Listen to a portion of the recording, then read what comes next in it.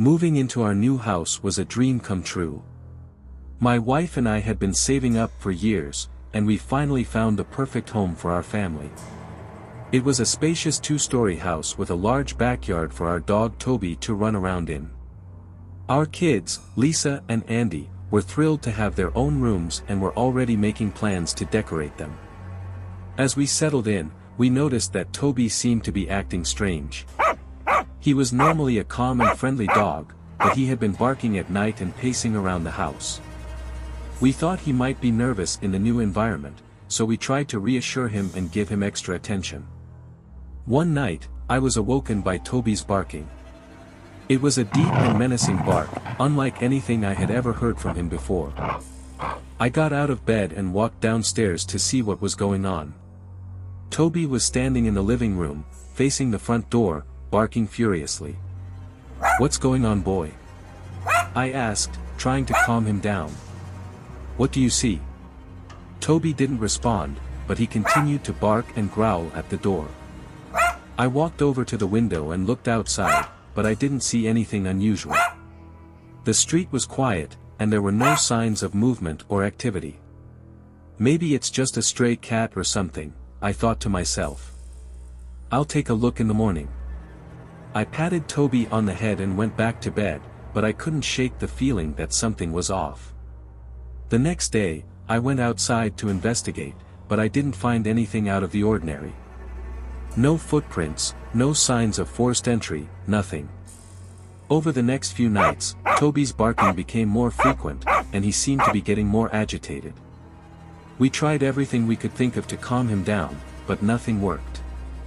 It was like he was trying to warn us about something, but we couldn't figure out what. One night, my wife and I were sitting in the living room watching TV when we heard Toby barking again. This time, it was different.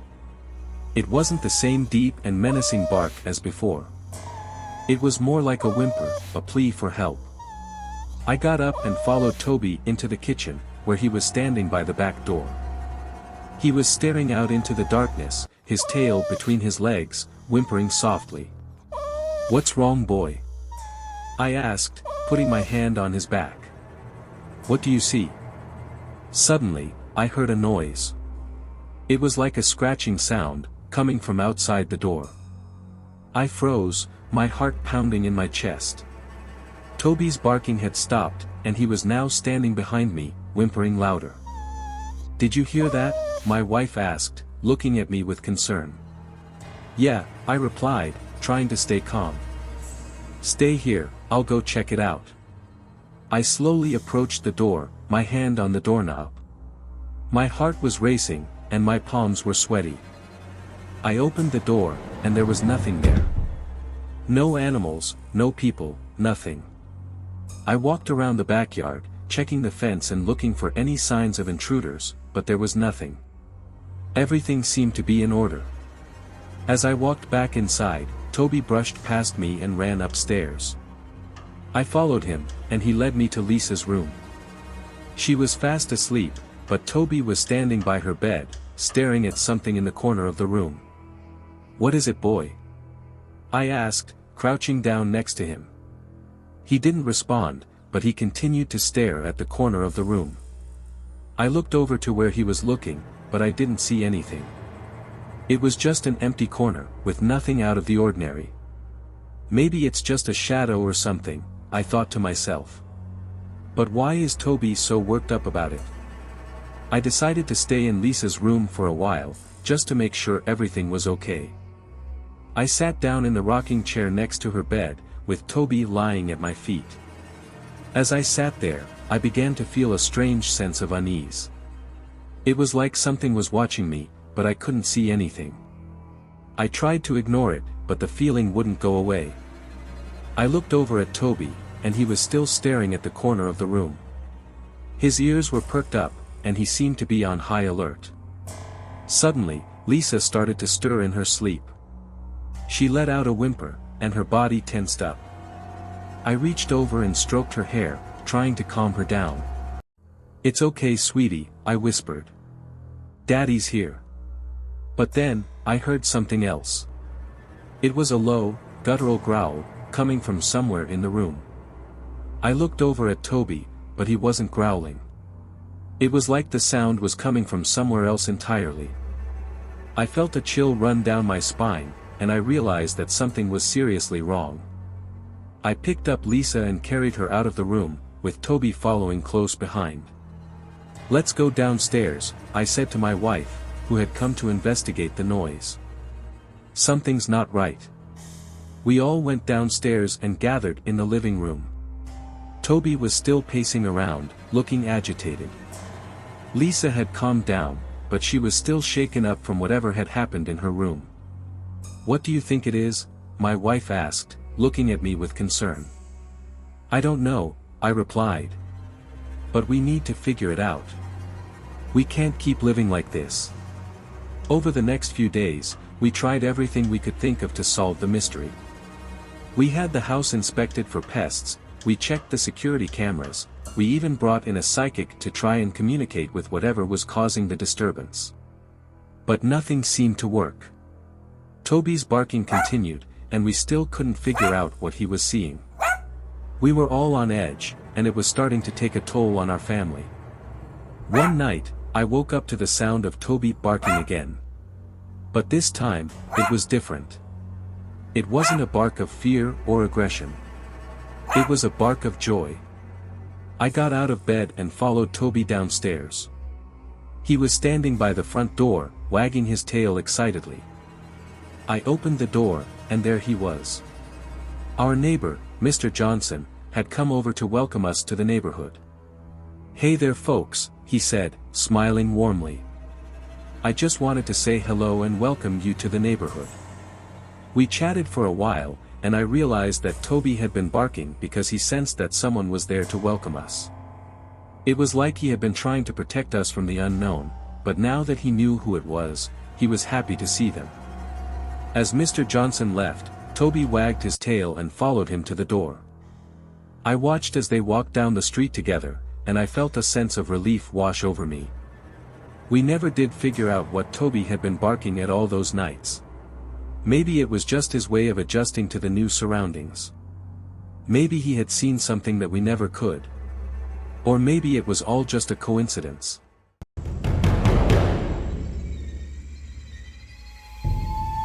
It was the height of summer, and my wife and I were eager to escape the hustle and bustle of city life for a few days. We decided to take our 2 children, Emily and Jacob, and our dog Rusty on a camping trip in the nearby woods. We packed up the car with all the essentials, tents, sleeping bags, coolers full of food and drinks, and of course, Rusty's dog bed and toys. Rusty was a large and energetic golden retriever, always eager to explore the great outdoors. He was the perfect companion for a camping trip, and we knew he would love every moment of it. We arrived at the campsite in the late afternoon and set up our tents in a clearing surrounded by tall trees. Rusty sniffed around excitedly, his tail wagging furiously as he explored his new surroundings. The kids ran around, gathering sticks for the fire and playing with Rusty, who chased after them with abandon. As the sun began to set, we built a fire and settled down to roast hot dogs and marshmallows. Rusty lay by our feet, his head on his paws, content to watch the flames dance in the darkness. We told ghost stories and laughed, enjoying the simple pleasures of life in the great outdoors. As the night wore on, we retired to our tents, tired but happy. Rusty curled up in his dog bed, exhausted from a day of exploring and playing. We fell asleep to the sound of crickets and the gentle rustling of the trees, feeling at peace in the tranquil wilderness. But in the middle of the night, Rusty suddenly sat up and began to bark. We sat up, startled by his sudden outburst. At first, we thought he might just be reacting to a squirrel or some other small animal, but his barking was urgent and insistent, unlike anything we had heard from him before. "Rusty, what's wrong?" I called out, but he continued to bark, his eyes fixed on something in the darkness beyond our tent. We listened, straining to hear any sounds or movement, but all we could hear was Rusty's barking. Suddenly, there was a loud rustling in the bushes, and we all jumped. Rusty's barking grew even more frantic, and I knew that something was very wrong. I reached for my flashlight, trying to see what was causing Rusty's distress, but there was nothing there. We all stayed up the rest of the night, on edge and alert, listening for any other signs of danger. But as the hours passed, Rusty's barking eventually trailed off, and the woods grew quiet once again. We were all too afraid to go back to sleep, so we huddled together in our tent, watching the darkness outside with a mixture of fear and fascination. As dawn broke, we emerged from our tent, bleary-eyed and exhausted. Rusty was still on high alert, his ears perked up and his nose sniffing the air. We made breakfast in silence, too shaken by the events of the night before to make small talk. After breakfast, we decided to take a walk around the campsite, hoping to find some clues as to what had caused Rusty's outburst. As we walked, Rusty stayed by our side, his nose to the ground, sniffing around for any sense of danger. We didn't find anything unusual, no signs of predators or any other kind of danger. But as we made our way back to the campsite, I noticed something strange. A small, tattered piece of cloth was caught on one of the branches near our tent. It was dark blue, and it looked like it had been torn from a larger piece of fabric. I called out to my wife and the kids, pointing to the piece of cloth. "Do you see that?" I asked. They all nodded, but nobody had any idea what it could be. We examined it more closely, but there was nothing else around it that could provide any context. As we pondered over the mystery of the blue cloth, Rusty suddenly perked up and began to sniff the air. He darted off into the woods, his nose to the ground, and we knew that he had picked up a scent. "Rusty, wait!" I called out, but he was already too far ahead of us, disappearing into the thick brush. We hurried after him, struggling to keep up with his breakneck pace. He led us deep into the woods, weaving in and out of the trees, until we finally caught up with him at the edge of a small clearing. There was something lying on the ground in the center of the clearing, and as we approached, we could see that it was a backpack. It was old and worn, with frayed straps and faded patches, but it looked like it had been well loved in its time.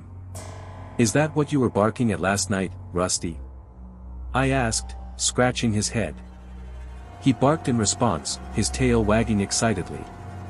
We examined the backpack more closely, unzipping the pockets to see what was inside. There were some basic camping supplies, like a flashlight and a water bottle, as well as a few articles of clothing. But what caught our attention was a small journal tucked into one of the pockets. We eagerly opened the journal, hoping to find some clues about who it belonged to and how it had ended up abandoned in the woods. The pages were filled with sketches of plants and animals, as well as detailed descriptions of the writer's experiences in the wilderness. It was clear that whoever had owned this backpack had been a passionate and knowledgeable outdoorsman.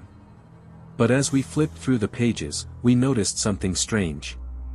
The entries became more and more disjointed and erratic, the writing becoming scribbled and illegible. It was as if the writer had become increasingly unhinged as time went on, culminating in a final entry that was nothing but a series of jagged lines and dots. We looked at each other in alarm, realizing that whoever had written this journal had experienced something traumatic in these woods. We knew that we needed to leave this place immediately, before whatever had happened to the journal's owner happened to us. We packed up our things as quickly as we could, feeling a sense of urgency that we had never felt before. Rusty stayed close by our side, his eyes scanning the woods for any signs of danger. As we drove away from the campsite, I couldn't help but wonder what had happened to the person who had owned that backpack. Had they encountered some kind of wild animal or fallen victim to some other kind of danger? Or had they experienced something even more sinister, something that had driven them to madness?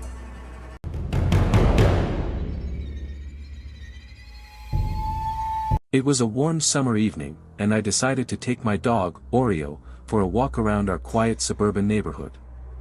Oreo was a small fluffy black and white-haired doodle, full of energy and enthusiasm.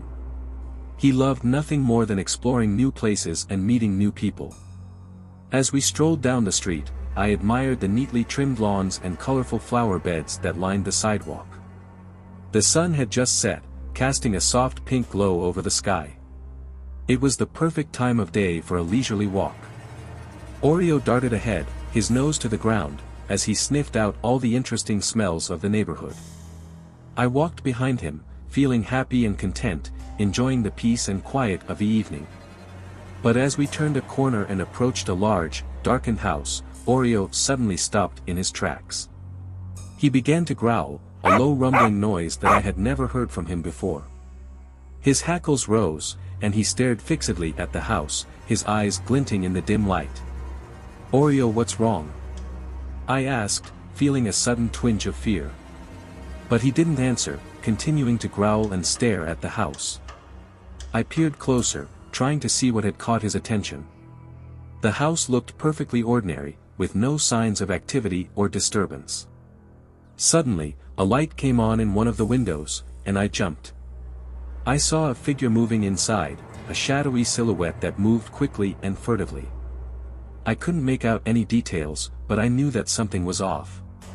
Oreo continued to growl, and I began to feel increasingly anxious.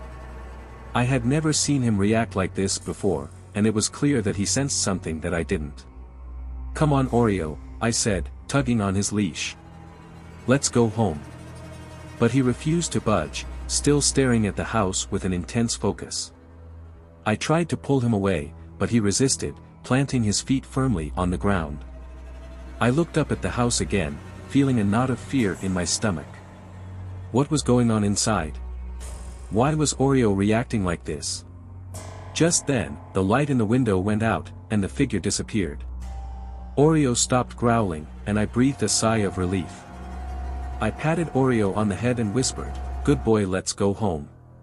But as we turned to leave, something caught my eye. A piece of paper was tucked under the door mat of the house. I hesitated for a moment, wondering if I should leave it alone or investigate further. But my curiosity got the best of me, and I bent down to pick it up. The paper was crumpled and stained, but the writing on it was clear. It read, "Help me. He won't let me leave." My heart raced as I read the words, and I looked up at the darkened house once more. Something was definitely wrong. I knew I had to do something, but what could I do? Should I call the police or try to investigate on my own? As I stood there, lost in thought, Oreo suddenly growled again, his hackles rising. I looked down at him, and I could see that he was still on high alert. "What is it, boy?" I asked, but he didn't answer. Just then, I heard a rustling in the bushes nearby, and I spun around, ready to defend myself and Oreo. But it was just a small rabbit, darting away into the night. I took a deep breath and tried to calm myself down. I needed to think clearly and rationally. I looked down at the piece of paper in my hand, and I knew that I couldn't ignore it. Someone was in trouble, and I had to help them. I decided to call the police and report what I had seen and found. The dispatcher took down my information and promised to send someone to investigate. I hung up the phone, feeling both relieved and nervous. Days went by, and I heard nothing from the police. I wondered if they had investigated and found nothing, or if they had simply forgotten about my call. I tried to put it out of my mind and focus on other things, but I couldn't help feeling like something important had been left unresolved. Then, one afternoon, I received a phone call from the police department. They thanked me for my report and informed me that they had indeed investigated the house in question. They had found a young woman inside, who had been held captive by her ex-boyfriend. She had managed to slip the note under the door mat in a desperate attempt to seek help. I felt a rush of relief and gratitude as I listened to the officer on the other end of the line. They had arrested the suspect and the woman was safe now. I hung up the phone, feeling grateful that I had followed my instincts and called the police. As I looked down at Oreo, who was lying at my feet, I knew that I owed him a debt of gratitude as well.